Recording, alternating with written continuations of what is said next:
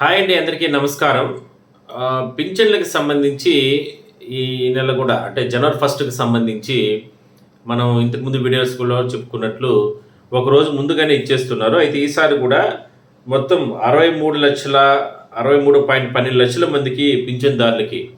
ఎందుకంటే ఇట్లా కొత్తగా యాడ్ అయిన వాళ్ళు అంటే ఇట్లా విడో పెన్షన్స్ గానీ, ఇట్లా రకరకాలుగా ఇష్యూస్ ఉన్నవాళ్ళు, ఏదన్నా కొన్ని కారణాలతో ఆగిన వాళ్ళు, ఇట్లాంటి వాళ్ళు ఎవరైనా ఉంటే వాళ్ళకందరూ అన్నీ కూడా కలుపుకుంటే 63,12,00,000 మందికి ఈసారి కూడా పింఛన్లు జనవరి ఫస్ట్‌కి సంబంధించి పింఛన్లు ఇవ్వబోతున్నారు.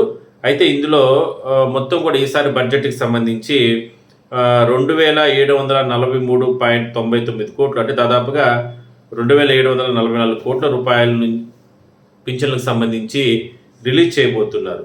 అయితే ఈ డిసెంబర్ నెల పింఛన్‌కి సంబంధించి మనం గతంలో కూడా మనం చెప్పుకున్నట్లు 31వ తారీఖునే ఇచ్చేస్తారు. ఎందుకంటే 1వ తారీఖు ఈ నూతన సంవత్సర వేడుకలు ఉంటాయి కాబట్టి అందరూ కూడా ఆ సెలబ్రేషన్స్‌లో ఉంటారు. ఇక అది కాకుండా ఆ రోజు ఎన్నో అవసరాలు ఉంటాయి. ఒక పండగ వాతావరణంలో అంటే మనకి ఎక్కువగా తెలుగు వారికి అందరికీ కూడా ఉగాది పండగ అయినప్పటికీ కూడా ఈ నూతన సంవత్సర వేడుకలు కూడా అందరూ కూడా జరుపుకుంటాం కాబట్టి బట్ ఎవరు కూడా ఇబ్బందులు పడకూడదనే ఉద్దేశంతోనే ప్రభుత్వం ఈ రకంగా నిర్ణయం తీసుకోవడం జరిగింది. అందువల్లనే గతంలో పింఛన్ లాగానే అంటే ఈ రకరకాల అపోహలు, అనుమానాలు, ఏదేదో ఆరోపణలు, లేదంటే వాట్సాప్ గ్రూపుల్లో రకరకాల అంటే సోషల్ మీడియాలో రకరకాలుగా వాయిస్లు ఇవన్నీ కూడా చెప్పుకొని ప్రభుత్వం పైన బద్నాం చేసే విధంగా కూడా రకరకాల కామెంట్స్ వచ్చాయి కదా. బట్ పింఛన్లు ఆపేస్తున్నారని, పింఛన్లు తీసేస్తున్నారని, ఇలాంటి పింఛన్లు అది చేస్తున్నారని బట్ ఎక్కడ కూడా మొదటి నుంచి కూడా ప్రభుత్వం అదేవిధంగానే ప్రభుత్వ పెద్దలు ఎక్కడ కూడా పింఛన్లు పలానా వాళ్ళకి తీసేస్తున్నామని కానీ,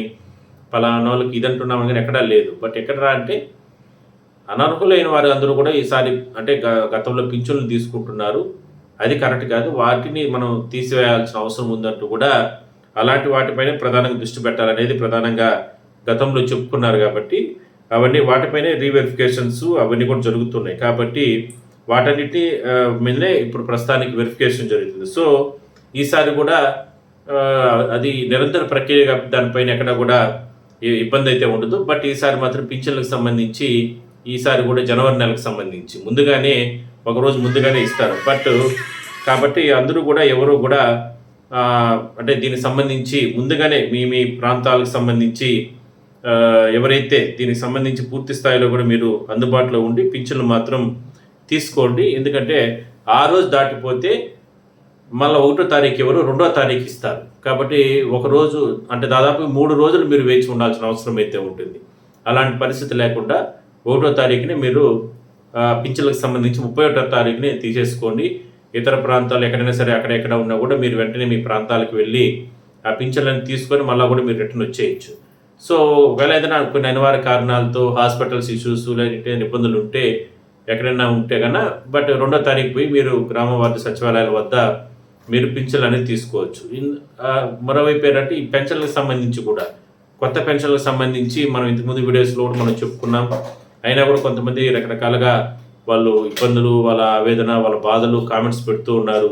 సార్ మాకు గతంలో ఇంత పర్సంటేజ్ ఉండేది కానీ ఈ రకంగా పర్సంటేజ్ మమ్మల్ని తీసేశారు, లేదంటే హోల్డ్ చేశారు, మళ్ళీ కొత్త సదరణ సర్టిఫికెట్లు మాకు ఇవ్వలేదు, దీని పరిష్కారం ఏంటి, ఎందుకు ఇట్లా వేధిస్తున్నారు, ఎందుకు ఇట్లా ఇబ్బందులు గురి చేస్తున్నారు, గ్రామ వార్డు సచివాలయాల వద్దకు వెళ్తే వాళ్ళు కరెక్ట్గా క్లారిటీ ఇవ్వడం లేదు, దాన్ని దాటుకొని ఎంపీడీ ఆఫీస్లో అక్కడ వెళ్తే కూడా వాళ్ళు చెప్పడం లేదు, లేదంటే కలెక్టర్ల ఆఫీసుల కాడికి అక్కడికి వెళ్ళి గ్రీవెన్స్లో ఫిర్యాదులు చేసినప్పటికీ కూడా వాటి పరిష్కారం జరగడం లేదు అనేది ఇట్లా రకరకాల కామెంట్స్ పెడుతున్నారు. బట్ ఏమరా అంటే గ్రౌండ్ లెవెల్లో కొంచెం ఇబ్బందులు ఉన్న కారణంగా ఈ గ్రామ వార్డు సచివాలయాల స్టాఫ్ కొంతమంది కొన్ని చోట్ల, అన్ని చోట్ల నేను చెప్పను కానీ కొంతమంది కొన్ని చోట్ల రకరకాల అపోహలు సృష్టించిన కారణంగా ఈ రకంగా లబ్ధిదారులు కావచ్చు, లేదంటే ఆల్రెడీ తీసుకుంటున్నటువంటి ఏదైతే వీళ్ళు అంటే పెన్షనర్స్ ఉంటారో దివ్యాంగులు కావచ్చు, మిగిలిన పెన్షనర్లు కూడా ఎవరైతే వీళ్ళు ఉంటారో వాళ్ళలో కొంచెం అభద్రతా భావం అనేది రావడం జరిగింది. అంతే తప్ప మొదటి నుంచి కూడా ప్రభుత్వాధినేత కానీ, లేదంటే మంత్రులు కానీ, ఎమ్మెల్యేలు కానీ మీకు సహాయం చేయడానికి ఇవాళ 3,000 కోట్ల రూపాయల వరకు కూడా బడ్జెట్కి సంబంధించి నెల పింఛన్లు ఇస్తున్నారు అంటే ఆ సంఖ్య పెరుగుతూ వస్తుంది. అవసరం వస్తే మహా అంటే ఇప్పుడు కొత్తగా ఉన్న వాళ్ళకి కానీ, లేదంటే రాబోయే రోజుల్లో ఇప్పుడు రేపు నెల నుంచి 200 మందికి ఇస్తానంటున్నారు. బట్ 200 మందికి ఇస్తే కొంతమంది ప్రశ్నిస్తున్నారు 200 మంది ఏంటి అని. కానీ ఆ 200 అనేది కొలబద్దకు ఏం కాదు. అవసరం వస్తే 200 మంది అనేది 300 అవుతుంది, 400 పెంచుకుంటూ పోదాం. ఫస్ట్ ఒక విధానాన్ని ప్రాసెస్ స్టార్ట్ చేద్దాం. ఎవరెవరు ఇబ్బందులు పడుతున్నారు, ఈ క్యాన్సర్ పేషెంట్స్, అసలు చాలా ఇబ్బందులు పడుతున్న వాళ్ళు, లేదంటే దివ్యాంగులు, హెల్త్ పెన్షన్స్ వాళ్ళు, బెడ్కే పరిమితమైన వాళ్ళు, ఇట్లా దివ్యాంగులకు సంబంధించి 6,000 రూపాయల పింఛన్లు, అది లేకపోతే వాళ్ళు బతకలేరు, అలాంటి పరిస్థితుల్లో ఉన్న వాళ్ళకందరికీ కూడా మనం సహాయం చేద్దాం. దాని తర్వాత మిగిలిన వారికి కూడా 4,000 రూపాయల పింఛన్లు, ఇలాంటి వాళ్ళకి అందరికీ కూడా మనం సహాయం చేద్దాం. ఖచ్చితంగా మహా అంటే ఒక 1000 కోట్లు ఎక్స్ట్రా అవుతుంది అంతే తప్ప 3,000 కోట్లు అనేది ఇంకొక 1000 కోట్లు ఎక్స్ట్రా ఇస్తే 4,000 కోట్లతో పెద్ద ప్రభుత్వానికి పెద్ద సమస్య లేదు. బట్ ఇదంతా కూడా ఒక నీట్గా ఒక స్ట్రీమ్ లైన్ చేసుకొని వద్దాం. ఎందుకంటే వీళ్ళే ఎవరైతే లబ్ధిదారులే చెప్తున్నారు, అవును సార్, ఎస్, గతంలో ఎవరైతే ఈ పింఛన్లకు సంబంధించి చాలా అక్రమాలు జరిగాయి, చాలా రకాలుగా ఎవరు పడితే వాళ్ళు పింఛన్లు తీసుకుంటున్నారు, అంటే అనర్హులైన వాళ్ళందరూ కూడా మాకు తెలుసు ఫలానా చోట చాలా చోట్ల పింఛన్లు తీసుకుంటున్నారు అని వాళ్ళే ఫిర్యాదులు చేశారు. మరి వాటన్నిటిని కూడా ఒక క్రమబద్ధీకరణ చేస్తే ఆ డబ్బులని ప్రభుత్వానికి మిగులుతాయి, దానివల్ల ఇంకొక 10 మందికి సహాయం చేయొచ్చు అనే ఆలోచనతోనే ప్రభుత్వం చేస్తుంది, ప్రభుత్వ అధికారులు చేస్తున్నారు అంతే తప్ప దాన్ని గ్రౌండ్ లెవెల్లో లబ్ధిదారులకు తీసుకెళ్లే క్రమంలో ఉన్నటువంటి అధికారులు కానీ, ఉన్నటువంటి స్టాఫ్ కానీ, ఉన్నటువంటి వ్యవస్థ కానీ ఫెయిల్యూర్ అయిందని మనం చెప్పుకోవచ్చు ఈ విషయంలో. అంటే ప్రభుత్వాధినేతకు కానీ, ప్రభుత్వానికి కానీ ఎక్కడా కూడా అంటే పెన్షన్లు తీసేసి ఆ డబ్బుల్ని ఎత్తి కూడా పెట్టుకొని ఏదో రాజధాని కట్టాలి ఇలాంటి ఇంకోటి చేయాలని ఆలోచన ఎక్కడా లేదు. బట్ పెన్షన్లు ఇంకా కూడా అవసరం వస్తే ఇద్దాం, కానీ అనర్హులైన వాళ్ళకి మాత్రం తీసేయాలనే ఆలోచనతోనే అలాంటి వాళ్ళని కానీ ఒక స్ట్రీమ్లైన్ చేస్తే దాన్ని ఇంకొక 10 మందికి ఇవ్వచ్చున్న ఆలోచన అంతే తప్ప ఈ విషయాలు గతంలో కూడా ఎంతో అంటే మంత్రులు కానీ వీళ్ళందరూ కూడా కొన్ని సందర్భాల్లో కొన్ని వేదికల పైన చెప్పడం కూడా జరిగింది. అలా ఆలోచించండి అంతే తప్ప ఎవరు కూడా అంటే అభద్రతా భావం వెళ్ళబాకండి. ఒకవేళ మీ పెన్షన్లు అంటే ఈ రీవెరిఫికేషన్లో శాతం తగ్గించేశారు, రీవెరిఫికేషన్లో ఇట్లా కొన్ని లోటుపాట్లు జరిగాయని తర్వాత దాన్ని మళ్ళీ మీరు అప్లై చేసుకునే అవకాశం ఇచ్చారు. అలాంటి వాళ్ళకి అందరికీ కూడా వాళ్ళు అంటే ప్రభుత్వ పెద్దలు కూడా చెప్పేది ఏంటంటే మీరు ఎవరు అధైర్యపడిపోకండి, ఎక్కడ కూడా మీకు పింఛన్లు ఆపల, మొదట్లో గతంలో ఏ విధంగా ఇస్తున్నారో ఆ విధంగానే కంటిన్యూ చేస్తున్నారు. బట్ ఇదైతే ఒక అంటే మార్చి ఏప్రిల్ అయితే ఒక కొలిక్కి తీసుకొస్తారు ఈ 2-3 నెలల కాలంలో. బట్ ఎవరు ఆందోళన చెందబాకండి, అధైర్యపడిపోకండి. పింఛన్లకు సంబంధించి మాత్రం అందరికీ మంచిగా జరుగుతుంది. ఫస్ట్ వీడియో నుంచి ఇప్పటి వరకు నేను చెప్తున్న మాట అదే, ఖచ్చితంగా అందరికీ మంచి జరుగుతుంది కాస్త ఓపిక పడితే.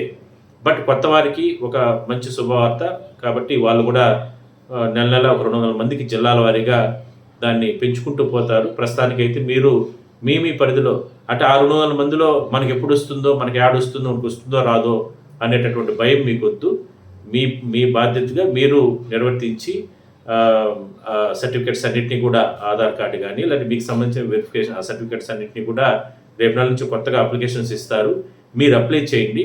ఖచ్చితంగా మీకు అందరికీ కూడా మంచి జరుగుతుంది, వస్తుంది. బట్ రేపు నెల రాలేదు, మళ్ళీ వచ్చే నెలైనా వస్తుంది 100%. అటని చెప్పి మీరు మనకు 200 మందికే కదా జిల్లా అంతా కలిపితే మనకి ఎక్కడ 200 మందిలో మనం ఎక్కడ అనేది ఆలోచన మాత్రం వద్దు. మీ బాధ్యత మీరు నిర్వహించండి. 1-2 సార్లు సచివాలయాల స్టాఫ్ దగ్గరికి కలవండి. వాళ్ళు పట్టించుకోలేదు అంటే కన్నా నేరుగా మీరు గ్రీవెన్స్ లేకపోయి కలెక్టర్ గారికి మీకు ఉన్నటువంటి అంటే వెసులుబాటు ప్రకారం నేను లబ్ధిదారుని, నాకు అన్ని సంబంధించిన హక్కులు నాకు ఉన్నాయి, నాకు పింఛను నాకు ఏర్పాటు చేయండి సార్ అని చెప్పి మీరు అర్జీ పెట్టుకొని ఖచ్చితంగా పింఛన్ అనేది మాత్రం మంజూరు అవుతుంది. 6,000 రూపాయల వాళ్ళకి 6,000, 10,000 రూపాయల వాళ్ళకి 10,000, 15,000 రూపాయల వాళ్ళకి 15,000 వీటికి మాత్రం ప్రస్తుతానికి అందుబాటులోకి తీసుకురావడం జరిగింది. ఇంకా 4,000 రూపాయలు అనేది కొత్త వారికి పింఛన్ ఇచ్చే సందర్భంలో వస్తాయి. బట్ అప్పటి వరకు మాత్రం వేచి ఉండండి. బట్ ఇప్పుడు మాత్రం మీరు ఎట్టి పరిస్థితుల్లో కూడా 31వ తారీఖుని అందరూ కూడా పింఛన్లు తీసుకోండి. 1వ తారీఖు మళ్ళీ ఇవ్వరు, 2వ తారీఖు ఇస్తారు. నెక్స్ట్ మనం డిస్కస్ చేద్దాం మిగిలిన విషయాలకు సంబంధించి కూడా.